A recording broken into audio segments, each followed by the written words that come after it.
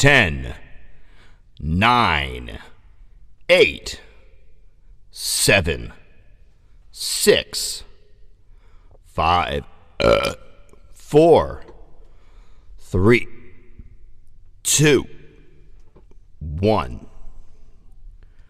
Good morning, afternoon, or evening. Welcome to IdiOtBlog 387. Oops, there we go, some light.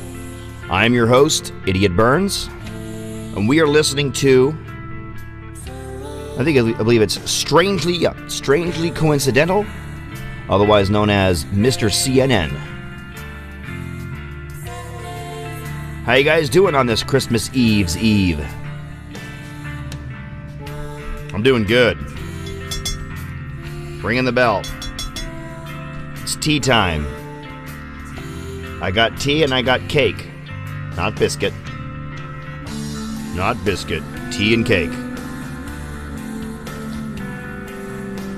I got my Rooibos tea with honey and sugar. Ooh, so good. And I got a gingerbread cake, a big old fat piece of gingerbread cake here. Oh yeah, it's a big old piece. It's glazed with like icing. Oh yeah, you can see it shining. It's like it's got the light and love of Jesus on it. Shining, glistening cake. Yeah, yummy. Today, the IdiOtBlog show is being simulcast on YouTube, Twitch, and Mobcrush at Idiot Burns, on BandLab at IdiOtBlog, and at Facebook.com/Christopher Burns. That's a me. And once again, the artist we're featuring today is Mr. CNN, like the TV network for your news, where you get all your corrupted informations from the Associated Press. AP Press. Mr. CNN. I don't know if that's what he's talking about, if it's a play on words, I don't know. I am going to go ahead and double check that everything's working properly. Can I help you go live? Yes, I could help you go live. The way to go live, first and foremost, basic way to go live is to start off, you have to have a PC, a personal computer, that is a Windows or Mac computer. I'm familiar with Windows. You cannot do it, I believe, on a Google, because a Google operating system based PC does not work, because they do not have OBS Studio for that system. So you go ahead and you get OBS Studio, which is a program, and kind of looks like a three-pronged fan on a black circle with a white line in the middle. And then that, you open that up, and you set your webcam up, or you set mirroring on your phone, or you set a GoPro in your computer. Whatever it is, you got to find a way to get video going in. And if you don't want to have your face, what you can do is you can find some kind of device mirroring, there's this thing called LabVIEW, and then you could just actually play what's on your phone. I use equipment like this to bring sound through a processor over here, and then that sound goes from the monitor out into another sound card, which plugs into my computer. There's a lot of ways you could do this, but I could definitely help you troubleshoot it. And there's also a lot of troubleshooting information available at blog.com or blog.bandlab.com. I'm gonna try some of this cake right now in front of you guys. Oh yeah. Oh. That's good.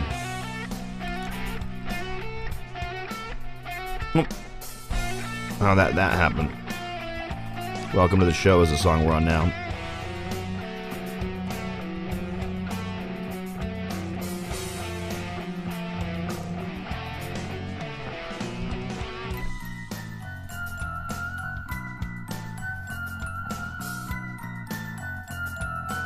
Cool bass and chimes and guitar. So what's going on, Corbin, Jordan, and Aliyah?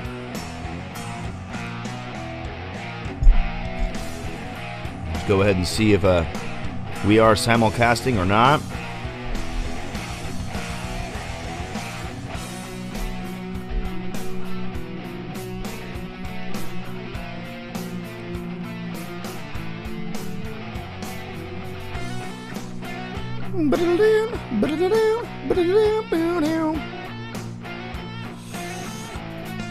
Cole, what's going on? Doing pretty good. Ninth Dimensional.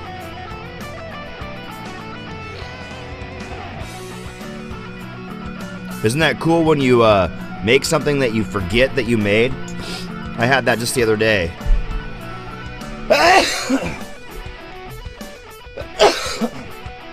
Well, I got some sneezes. But it was funny when I did it because I started hearing it and I was like, oh yeah, I did use that riff before, and I had used that riff earlier this year, and I had used it like a year before, but in its previous incarnation, in its previous incarnation.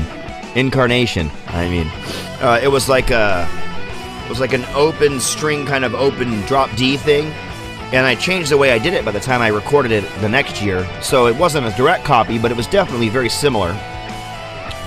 That is fun when you do that. Just to mention it, Cole.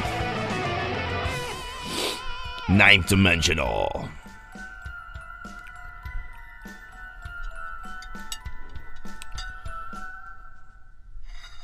Ninth Dimensional is watching over on Facebook.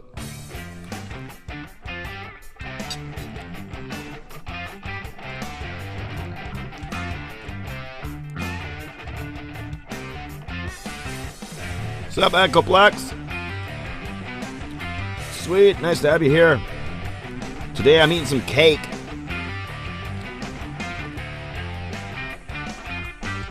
Drinking tea.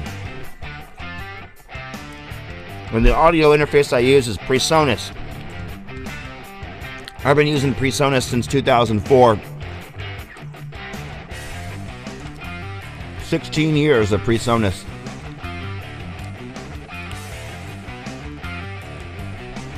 I've also used M-Audio, Focusrite, but I just keep going back to them. I think they just have a clear sound at a low price. Each unit I have here were $60, $120 for 2 different units.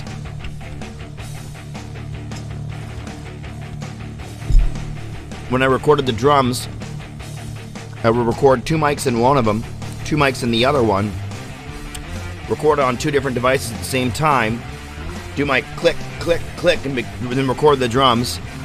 Then I would combine the 2 tracks from one of them into the 2 tracks of the other and have a 4-track drum recording that was fully workable. Instead of the other way of doing that would be like if I had a 4-track mixer and then the mix down, I couldn't separate all 4 tracks. So I went with that. It'd be nice to have, Focusrite 214 is cool. It'd be nice to have a device that had 4 or 6 inputs that you could use on an iOS. I don't know if that really exists.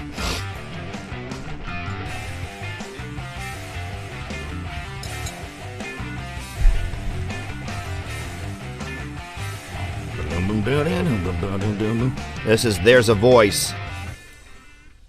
Sweet. I don't know how long this user is going to last. How many songs he has. It might last a full hour. It might not. If it doesn't get... If he only comes in about 30 minutes or 40 minutes, then I'll just skip on over to another artist.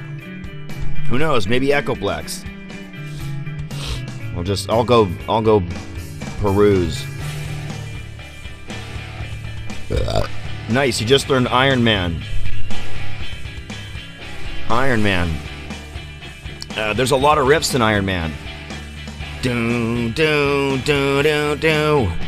Do do do do do do do do do do do. Do do do do do do do do do do. There's so many cool riffs in Iron Man, dude. one of the inspirational songs because it's such a beast for riffs. Yeah, I loved learning that. I learned that on the bass first. I was playing a lot of bass when I first was learning a lot of those kinds of songs. Do do do do do do ba ba ba ba. That was cool.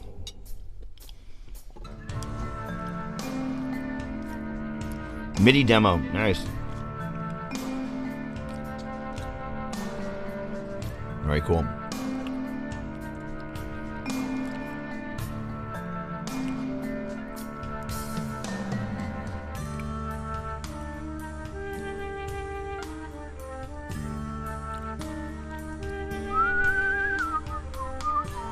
I started my 500th band today.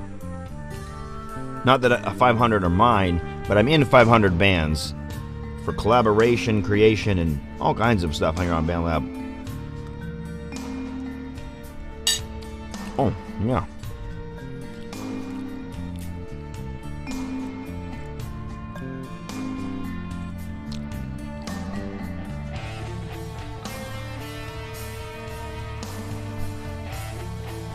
Jason Jacobs, you're here on the early blog. Antiphon, suicidal. We did a nice house clean before I did the blog.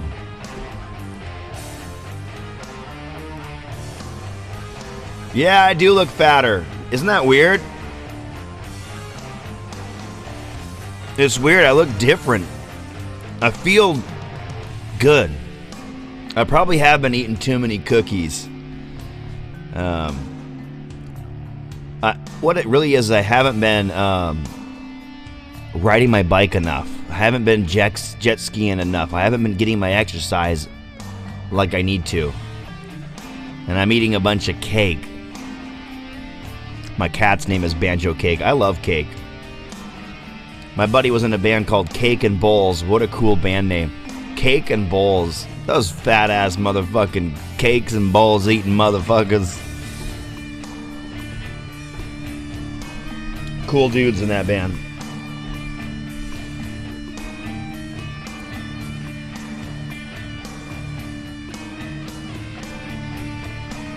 Yeah, I need to get back on my bicycle, start riding it more. My physical exercise is the key to my lack of belly growth, and I have been kind of depressive and less energy and eating more and sleeping more. Yes, that's right. I'm clean.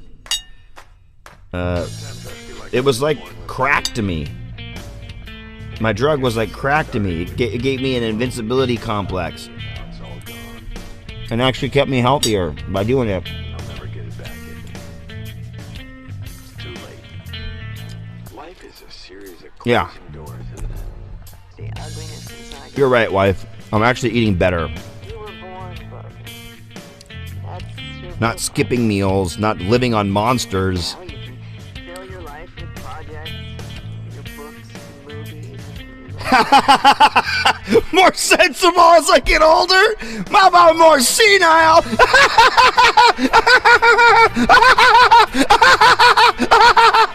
Just kidding. If I laugh too crazy, the kids will come in here. I'll try to have fun. It inspires them.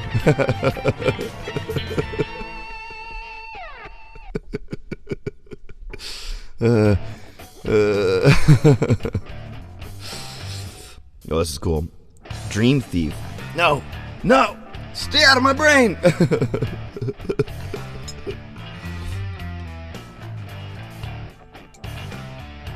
Nah, now it's just sex and rock and roll. Damn it.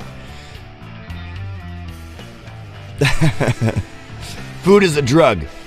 Food is a hell of a drug. For sugar! Sugar is a drug, man.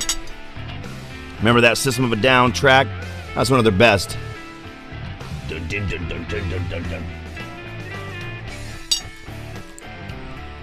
Cool bass line in that.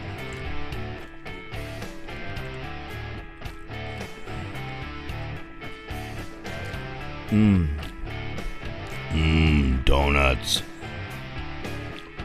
This is like a cake donut thing.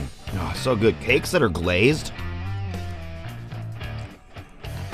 Or like fakes that are blazed. So what's the topic for today? Well, I'll give you a little backstory on it. I used to live in this house we called the What House. A man counts blowjobs as sex. Duh, wife. Didn't you know that? Getting distracted by the text here, but my wife should know that men count blowjobs to the complete blowjobs as sex. They're like, yeah, that's sex to them. that was nice. You didn't come on.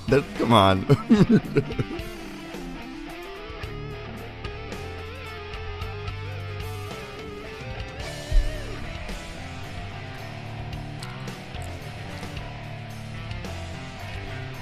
My wife is a time suck. No, it doesn't take me that long to record those songs, to be honest.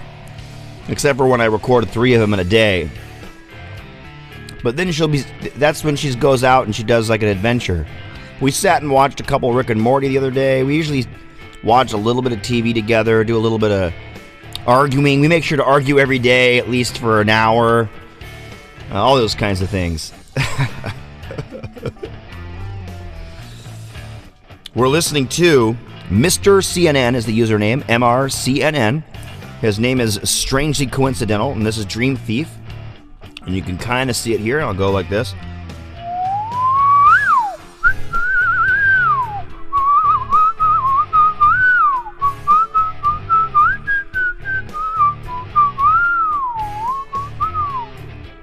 Dream Thief. No! So, no, I'm not alone in the cellar. This is the bedroom right behind me. And then there's only 2 bedrooms, so this is one of the 2 bedrooms.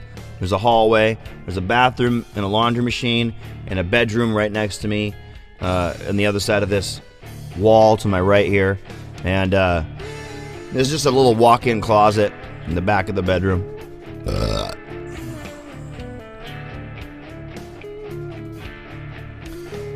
We probably watched 20 hours of TV together the entire year.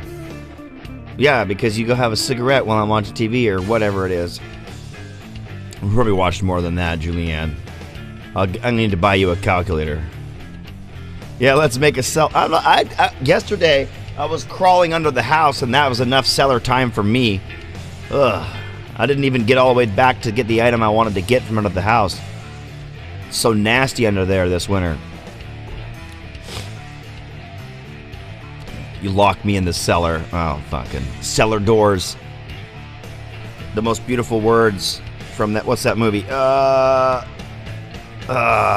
what are the things coming out of his chest? Donnie Darko, I believe that is. But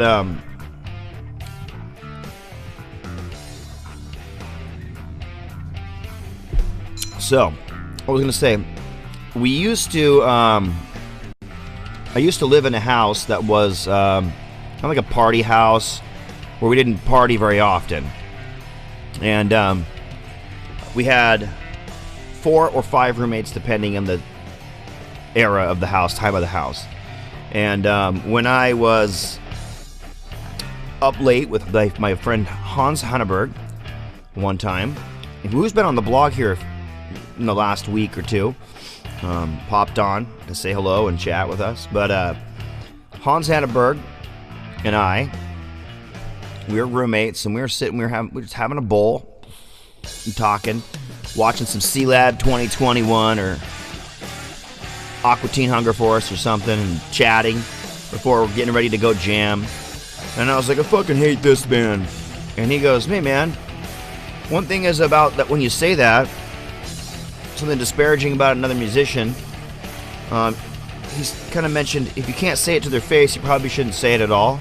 And secondly, he said, and we kind of debated on that a little bit, and it's a good point, and I totally sit with him on that one now. But he said also this, something quite cool of him. He said this: when you say something disparaging about a band, you don't know, even if it's no one in that band is there, you don't know who you're going to hurt.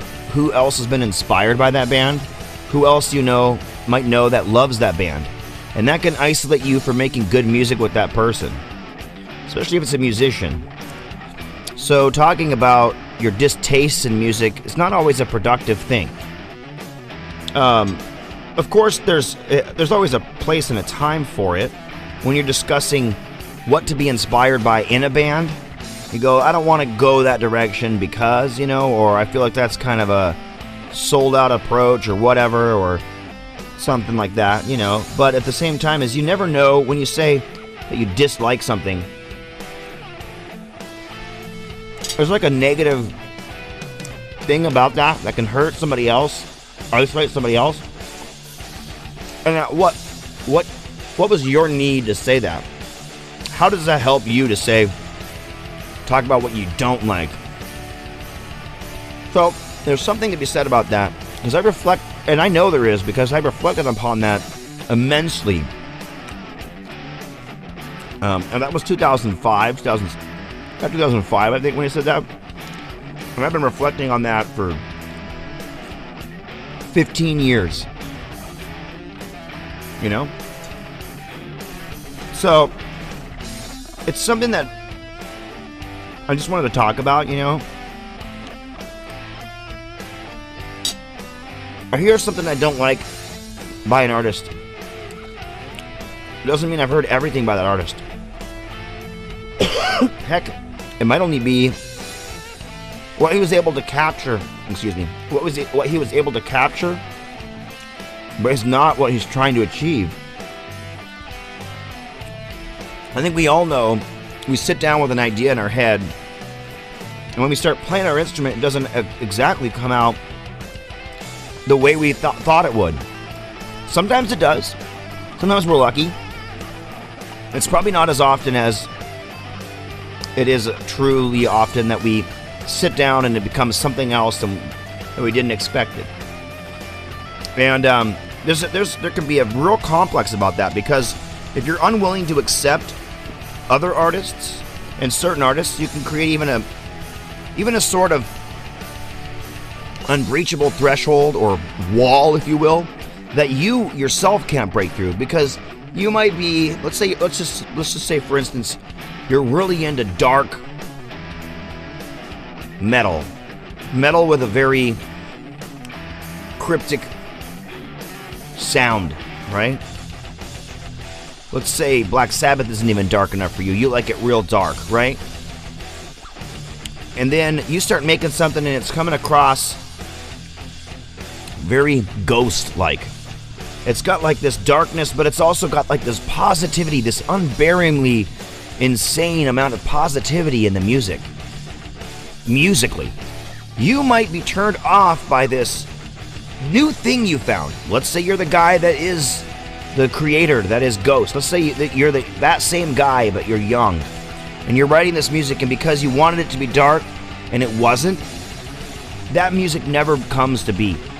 That new genre never happens, right? Because you're afraid of how it didn't fit this preconceived idea. So it has a lot to do with preconceptions, has a lot to do with a lot of things. What I'm talking about right now is just a basic element of the discipline and in the minutia of being an artist. You don't always get to pick what's going to happen, and you don't always get to dictate how you're going to create, right? So when you start down that road of creating something, G major acoustic by Nurse, nice, sweet. Nurse is awesome.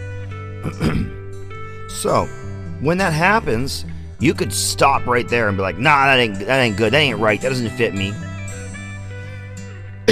Because of these preconceived ideas, because of these distastes, because maybe it's only because you would be fine with it, but you weren't, because your best musical friend said, I hate this band. And when you started down that road, it kind of reminded you of like what you're doing mixed with that band.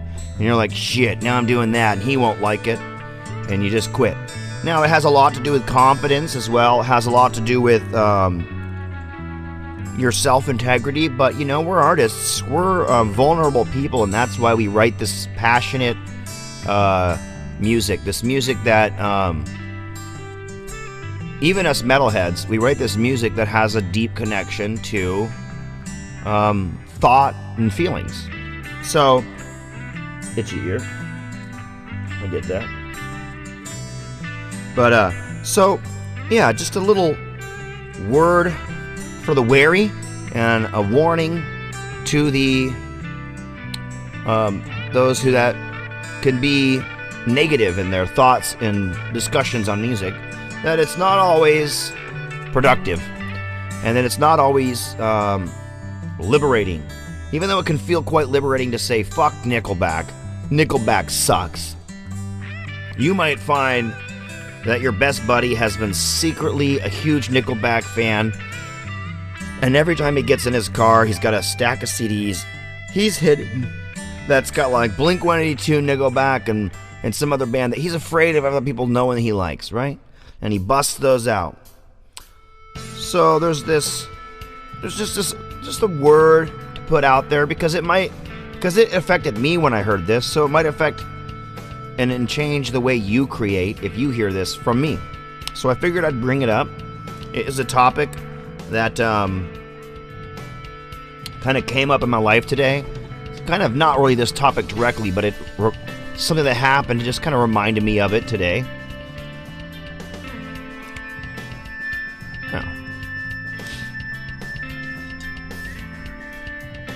Like, for instance, I was talking with Antiphon today, and I was like, I mentioned that it's weird that Brooks Wackerman is playing in an AX7. It's kind of a weird match, but it works, right?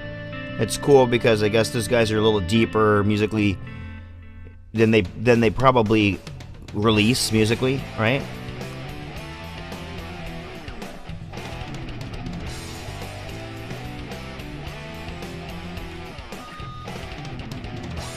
Right. Like, some of the best bands.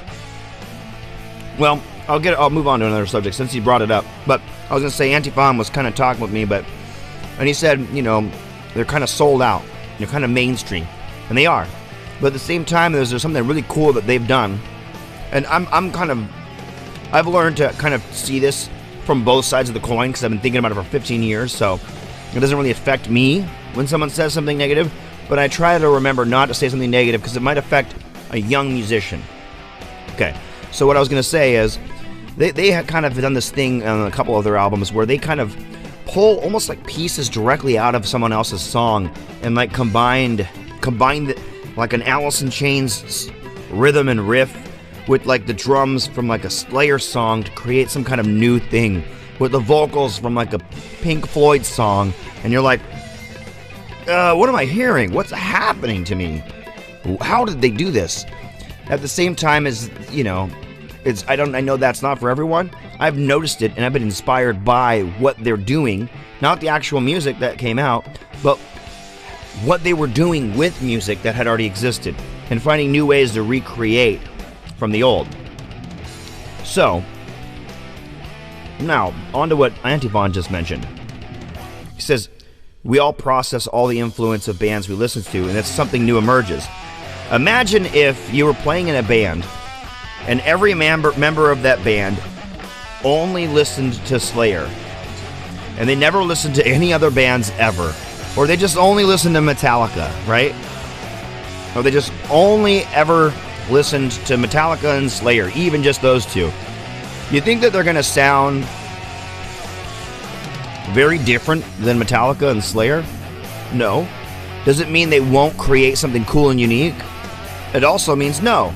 They may create something unique and totally bizarre. It may come from nowhere. But at the same time, it could also really limit you.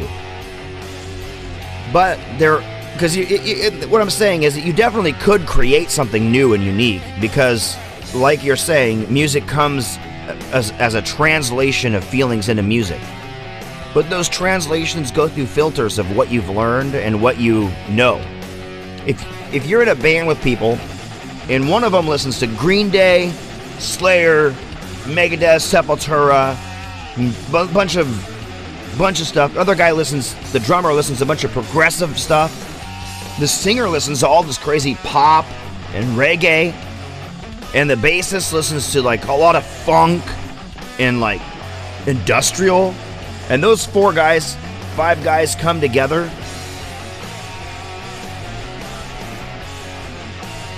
Imagine how different the music would be if those same 4 people just listened to Metallica or just listened to Nickelback or whatever it is. They just listened to one group, all of them.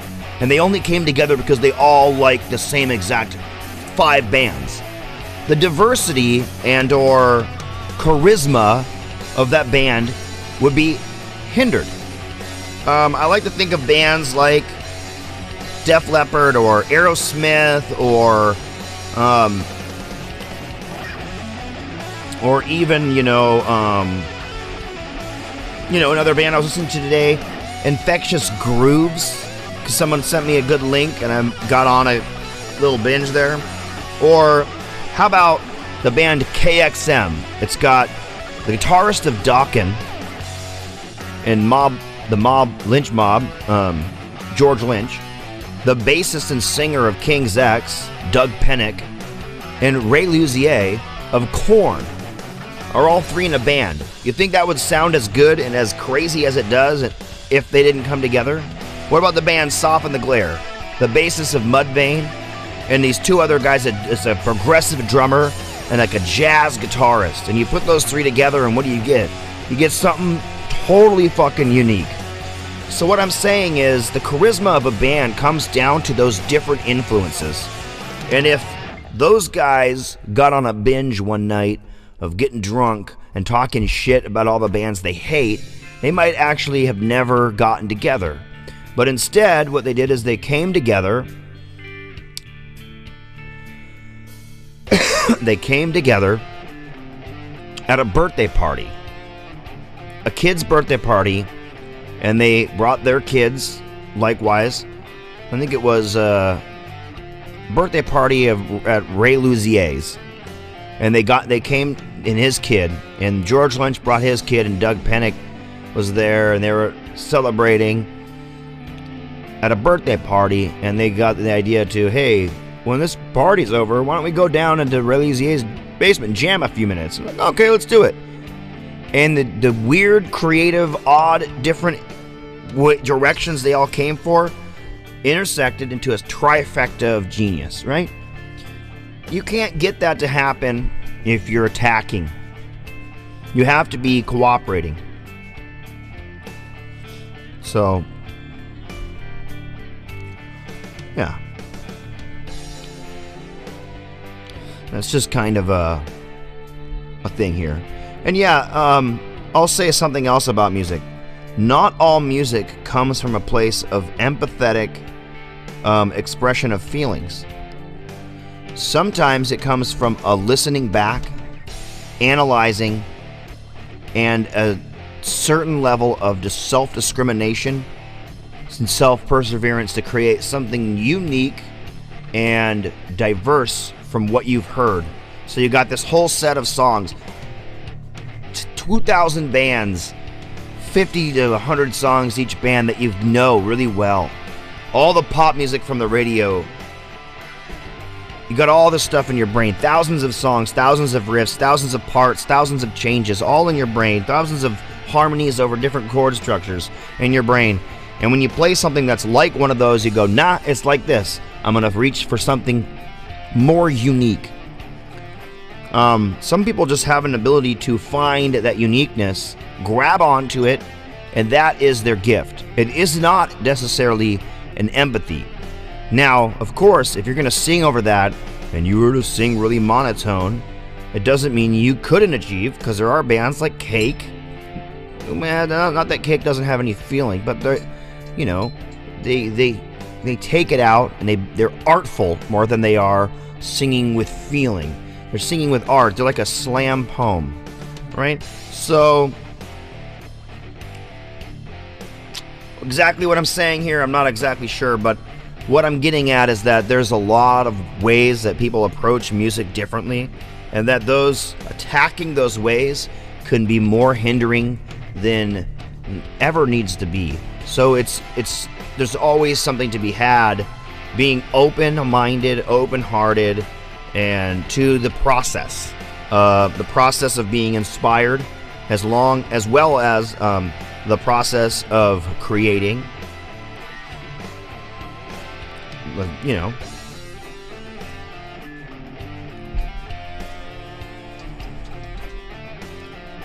Oops. Hit some weird buttons here. And by the way, this discussion about empathy in my wife, it's very true. It's a very true thing. She's been like this since I've known her. It's almost like it's a painful thing. It's almost like being empathetic is more painful to her, or it's more... That doesn't make sense, because that's almost like it's more empathy, right? But it's like you would have to bend her arm backwards to make her be that way.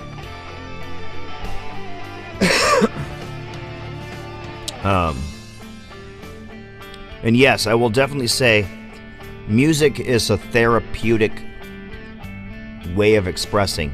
Even if it's just re-listening to something you made with loops, and you found a unique way to create something, or if it's a riff that just flew out your butthole right onto the recording DAW, right out. You know how fast that goes, just like a big old log you've been holding it all workday. Right out, you're right back up again. And you just go back and listen to it, you're like, oh shit, what the fuck, man? You listen back to it and you go, man, just listening back can be the therapy. Other times, the therapy is the feeling you have, and you're sitting there and you're trying to find the chord structure or progression or riff or harmony to the riff that expresses the feeling. And then third way, sometimes it's just the process of playing. It isn't even what you do, it's the process of playing. You could literally plug in and just go jung jung jung jung jung jung jung jung jung jung jung jung yeah and it's like just getting out that desire to hit, because all day long you were doing this. Yeah, I can help you with that. And you get home, you're like dun dun dun dun dun dun dun dun loop, and then you go over to the bass, boom boom boom boom boom boom boom boom boom boom. Then you go over to the drums, and you got the bass, and you got the guitar looping, and now you're going.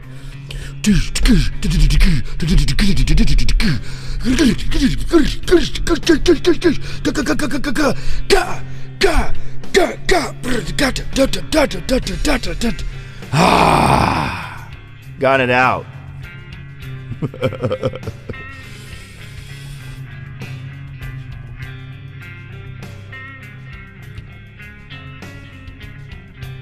Did music at some point save my life?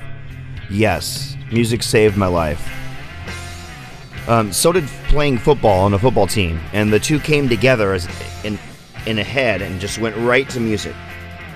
So I was an angry kid in 4th grade. There was a time in 4th grade where a friend of mine, his name is Brian Norris, moved away. He moved out of town. There was Brian Hansen, Brian Franson, and me. And Brian Franson's mom married this guy, last name Norris, changed his name to Brian Norris, and the next year he moved away, middle of 4th grade, I think it was. And I felt like I lost my only good friend at the time. You know, I lost like my best friend at that moment, and it hurt me, and I was struggling with it. And while I was struggling with it, I was coming into early puberty, starting to get armpit hairs, stuff like that. And I'm in class, and I'm not doing well in this grade, not doing too good. Not horrible, but it's like I'm losing focus. And this teacher, Mrs. Wheeler,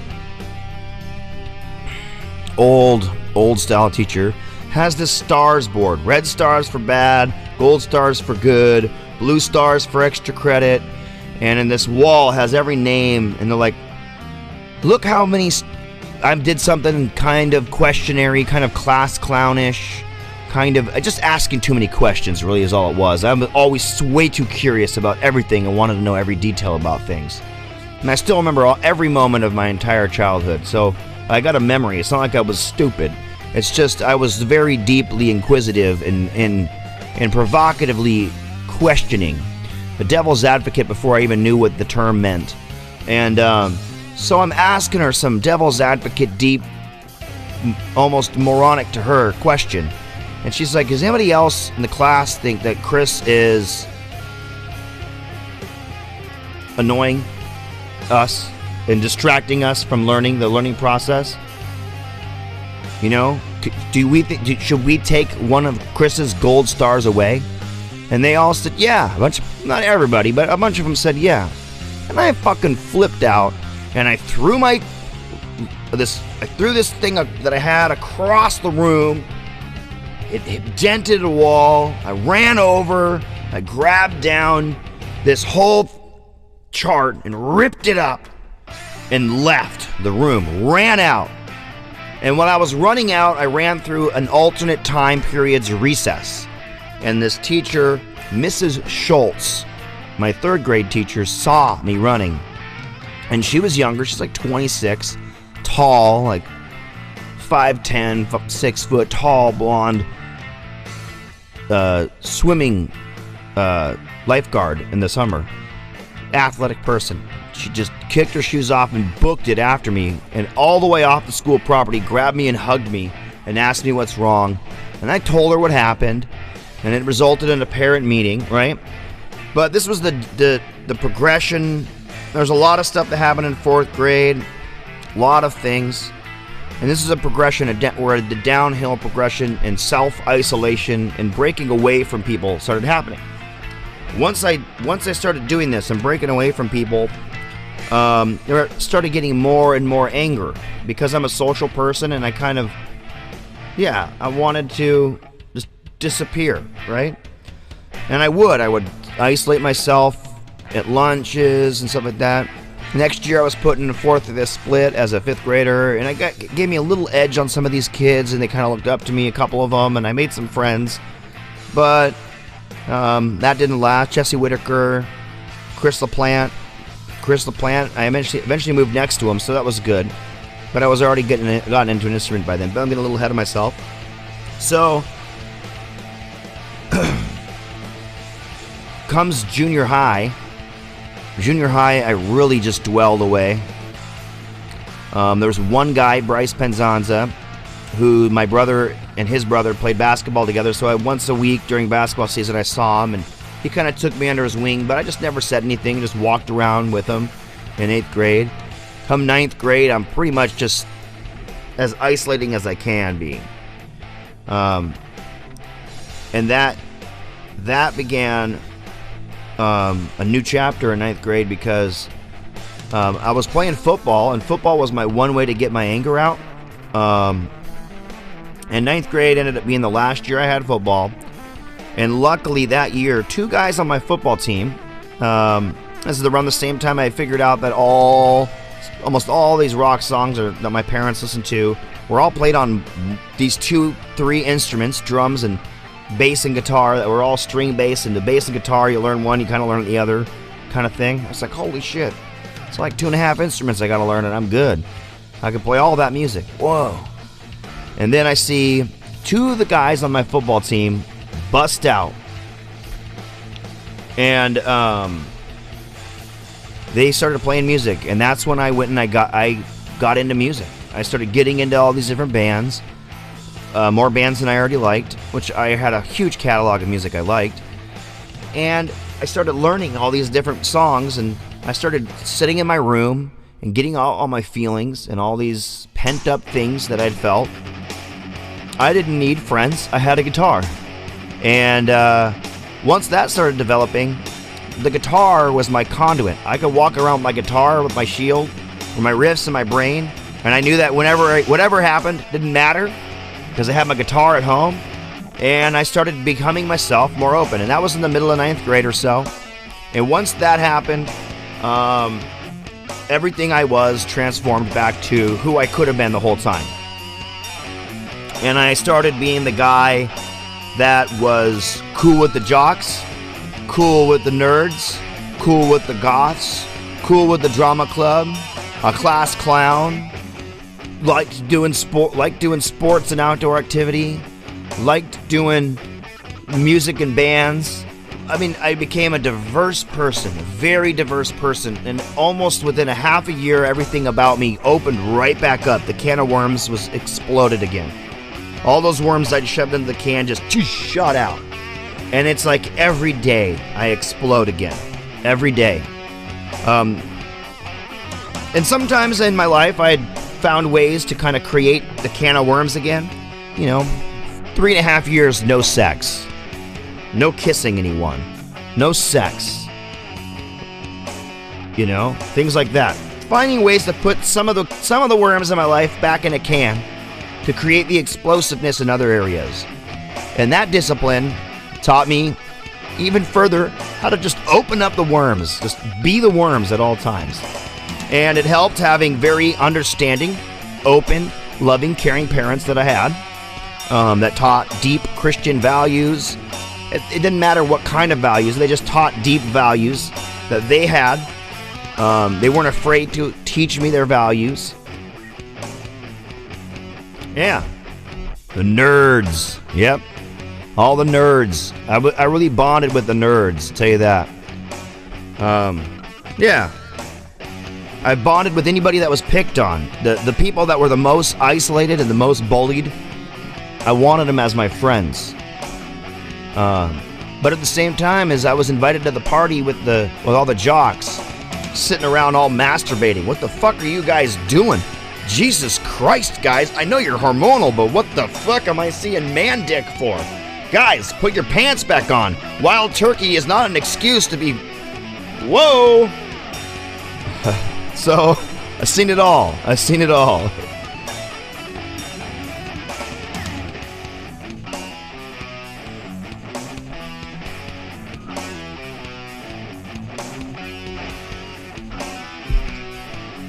No, this party does not need to turn into a masturbation contest. We're not going to try and see who can do it the most times in a row around each other. Okay, I'll join in. I bet you I can beat y'all. Too much information? Growing up in a privileged position allows you to make some crazy choices. There should be a Me Too of that. I've seen too many other guys' dicks because they're fucking trying to be... What the fuck, guys? Come on! Put that dick away! No, girls, it's not just you they're showing their dicks to. Those guys show their dicks to anyone.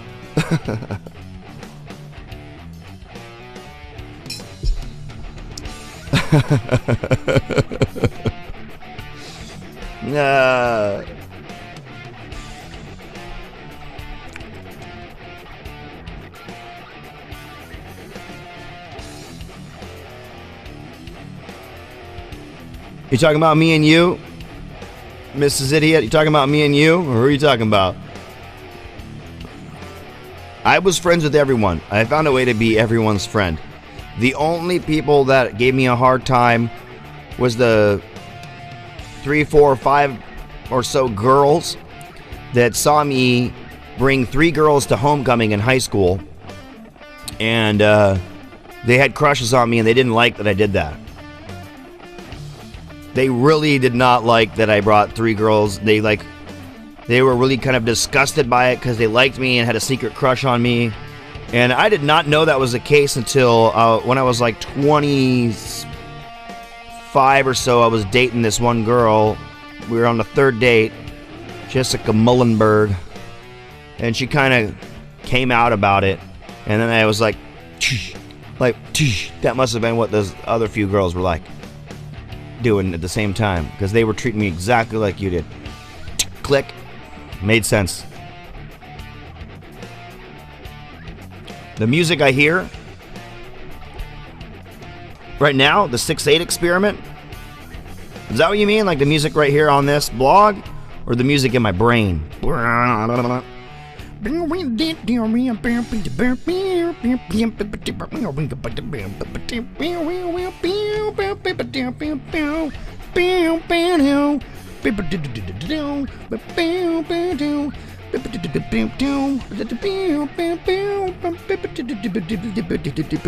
If I was Frank Zappa, my music would be more bizarre. The knowledge and wisdom by far exceeding the stories of life. You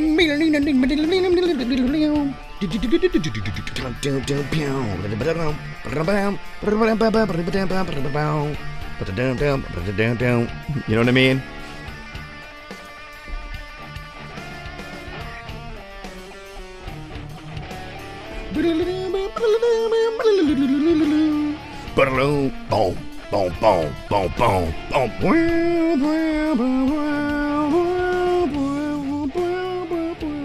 Boom, boom, boom, boom, boom,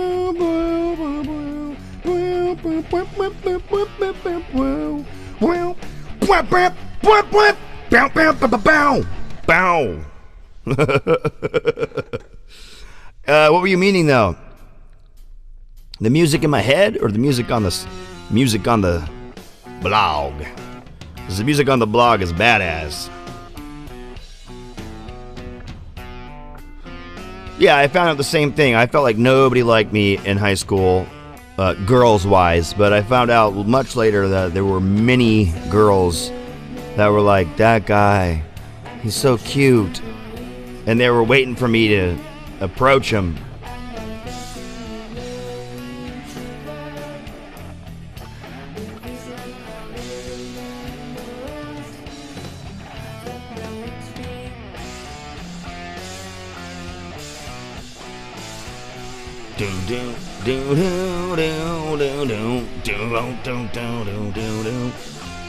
Yeah, the music on the blog. See, the thing is about talking about the music on the blog, sometimes I'm afraid of hitting the wrong note with somebody. I really am.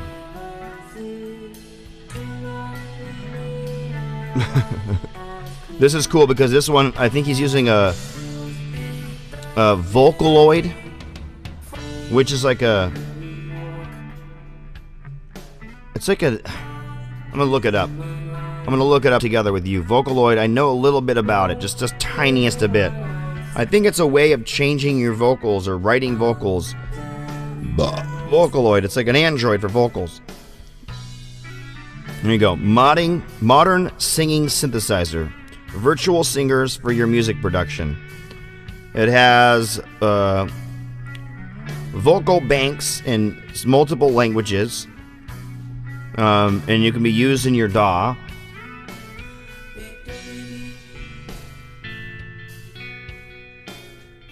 Well, I want to go with the blog is only going for like 5 more minutes. Don't leave without me. My wife, don't go without me.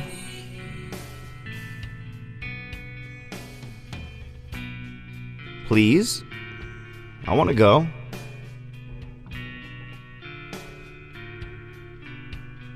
Is what too smooth for me? This music? I like all genres, man. This is really cool. I like how it's... I like the bass on this one. I don't play bass like that almost ever on my songs. I don't know why. It's like I feel like sometimes I neglect the depth of my musicality. It's kind of cool though. Infinity.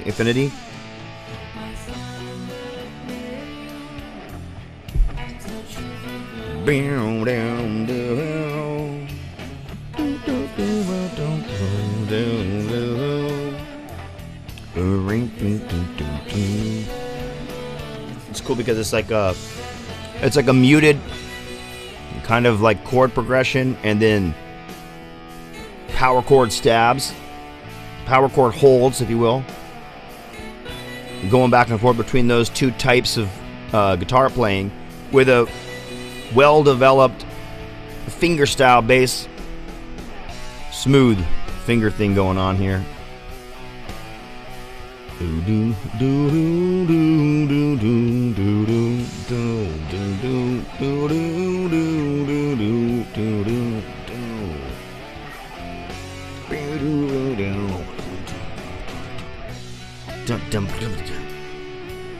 Yes, sweet. I love it.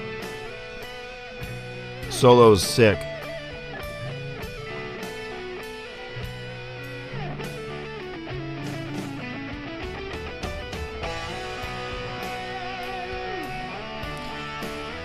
I used to be cute in the pictures from the past, but that doesn't really last. Now I'm bald-headed, yeah, doesn't last.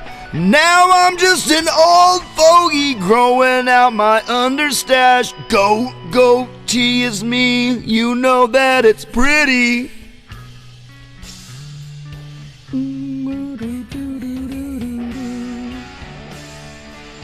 Very cool.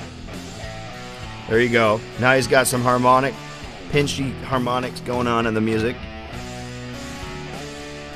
Boom.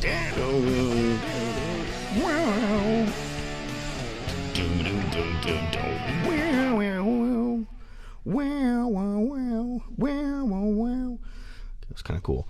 When I listen to music, do you guys get this? Do you guys get a thing where you like try to visualize how they're playing it the whole time?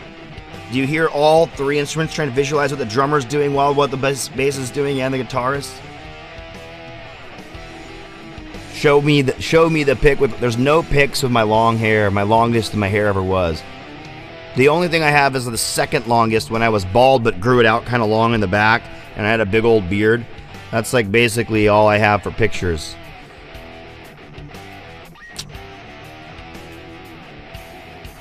Right after I cut my hair to like a kind of normal adult haircut, I was like, ugh. So I bleached it blonde, and then that was really the last time I had hair before it all fell out. Yeah, I mean, I was basically this bald at 20. It's not like I progressively got bald. I just, hey, you're an adult?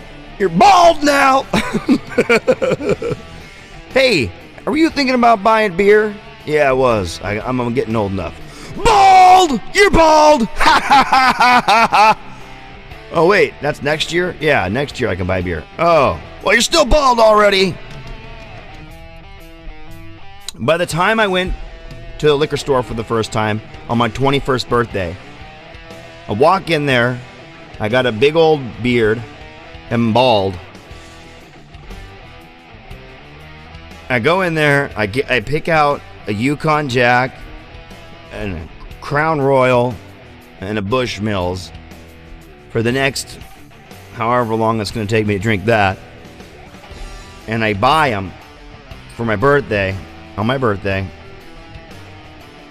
And the lady doesn't even fucking card me because I look too old to even card.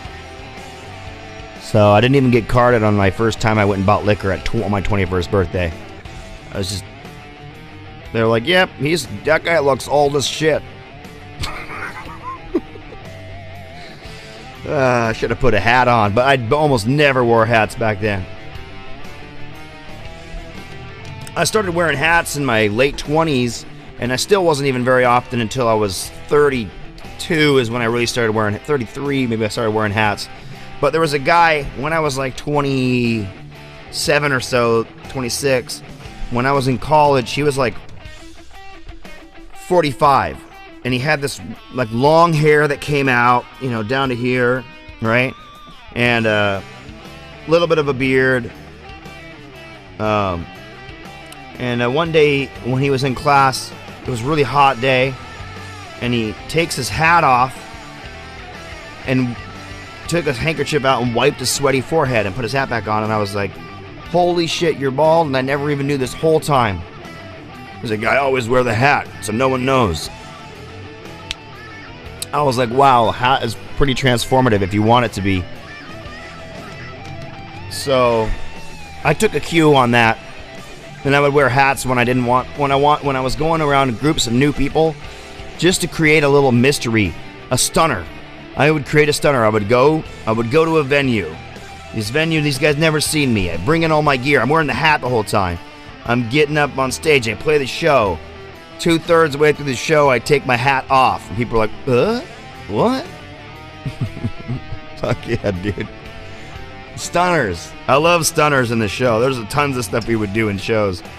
We would strip down to nothing but the underwear. All kinds of crazy shit. We'd always take our shirts off. It doesn't matter how respectable the venue was. We're taking our fucking shirts off if we want to. And they'd just be like, dude, oh my god, don't ask those guys back. They take their fucking shirts off in public. We got our shirts off and we're loading all the gear out with our shirts off, and they're just like, ugh, you're walking past everybody stinky and nasty with your shirts off. Man, I wish we had a back door. Check my messages. I can check my messages.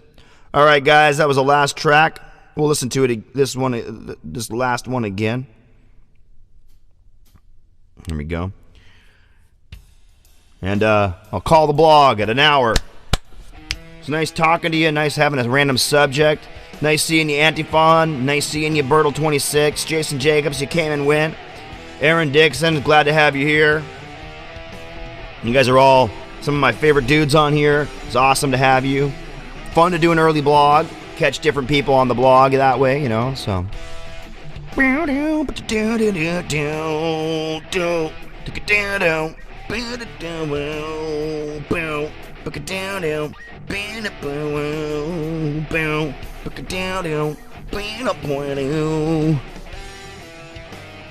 Hell yes.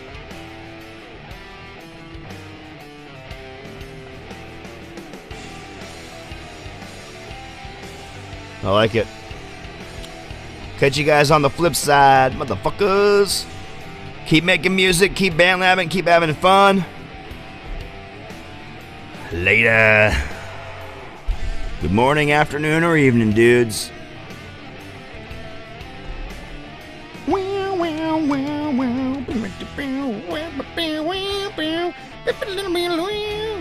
This guy's got some sweet guitar tone.